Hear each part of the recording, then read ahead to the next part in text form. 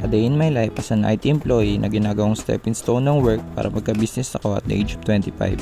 Alas 5 pa nga lang ng umaga at nagising na ako agad dahil plano ko magluto ng minarinate kong manok.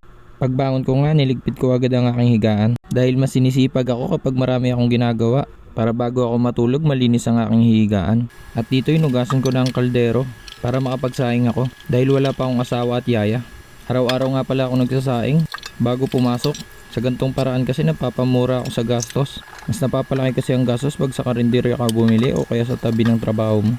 Magluluto din pala ako ng ulam pero mamaya ako nagagawin pagkatapos ko maligo. At maliligo na nga ako ng 5 minuto para magising na ang diwa ko. Tada, magic diba? At dito nga magluluto na naman ako. Itong di ko araw-araw ginagawa kasi matrabaho. At syempre kailangan mo gumising na maaga.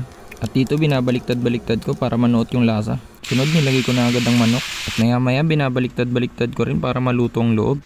Dito parang ampotla niya pero sa personal parang siyang toyo na may onting manok. Kita naman na ulam pa lang, ulam na.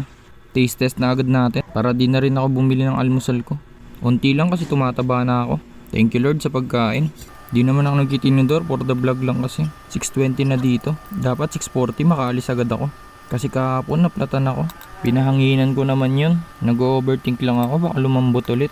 Fast forward na ako sa paghuhugas para pagising ng mga tao malinis. Hindi ko na alam ang oras na ito pero kailangan ko nang umalis. Sapatos agad ako para i-check yung motor. Nga pala pawis na ako dito. Nakailang punos na ako ng tissue dito. Kakatanggal lang din pala ng cover ni Matcha. Nanghihiram pa pala sa akin ng helmet si Kuya Jopet. Meron naman kaso nagmamadali na ako. Nakalakat kailangan ko pang pumasok ulit sa bahay. Chinek ko pala yung gulong ko. Ang lambot pala talaga. Kaya mas lalo akong nagmadali. Nagpainit lang pala ako ng motor ng quick lang talaga. At ito, umpisa na ng paghanap ng mga motor shop at vulcanizing shop. Ang ilang motor shop at vulcanizing shop na to pero wala pa rin. Maaga pa kasi. Sa wakas meron akong nakita. Kaso meron pang customer. Pero okay lang, mahaba pa naman ang oras ko. 6:30 pa lang pala ng oras na to. Dali-dali ako nagtanong kay kuya. Okay daw. At yun, chinek niya agad si Matcha. Napansin niya pala na may pa akong nakabaon. Pinakita niya pa sa akin para ma-amaze ako. Kala niya siguro matutuwa ako. Kaya late na ako, joke. Yun, pinasok niya na yung sealant. Nagulantang pala ako sa presyo na ito na 250. Pero okay lang. Kasama naman nakabit. Kala ko kasi wala pang 100 to. At yun, dumiretso na ako papasok. Mag-alas 7 na. Hindi na pala ako nagtatrabaho sa Suzuki at MG. 7:30 nga pala ang pasok ko. Madalas kasi 30 minutes before nasa office na ako. Ipapark ko lang pala yung motor ko. Pagkatapos ko mag-park, diretso na pala ako sa office ko. Ako lang pala mag-isa dito. Sobrang kalat pala na ito. Galing OT kasi ako kagabi. So eto, maglilinis muna ako. Mas ginaganahan kasi ako sa bagay-bagay pag malinis. Di na pala ako nag-almusal ulit. Diretso na agad sa unang support. Ang dami palang walang internet ng oras na to. Kasi feeling ko may kulang sa ginawa namin kagabi.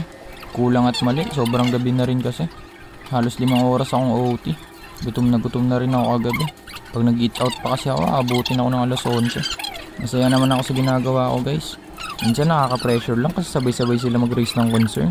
Ang technique ko lang dito guys, inuuna ko muna kung sino yung nauna.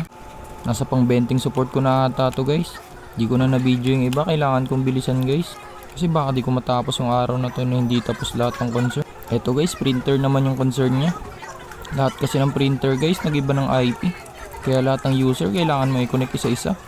Eto guys, break time na. Alas 12 ng tanghali.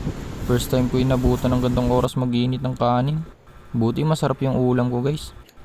Kain ulit tayo guys. Nakatinidor ulit for the vlog lang guys. Kung walang camera guys, kinamay ko yan guys. Dito pala guys, naisipan ko manood ng Cardo. Kasi di ako nakapanood kagabi. Eto guys, fast forward ulit. Another support. Di nila ma-access yung IRA. Ang IRA pala guys is system siya. Di ko na mapaliwanag, pang empleyado lang kasi. Bali ang ginawa ko pala dyan, tinawag ko sa main office. Kasi kahit anong troubleshoot ko, hindi siya masolve. Ito pala ang OJT ko guys, si Kevin. Ito naman si Patrick, puro tulog. Kaya si Kevin lagi kong sinasama kasi gusto niya lagi matuto. Tinuturuan ko siya guys, lahat ng nalalaman ko. Kasi sharing is caring.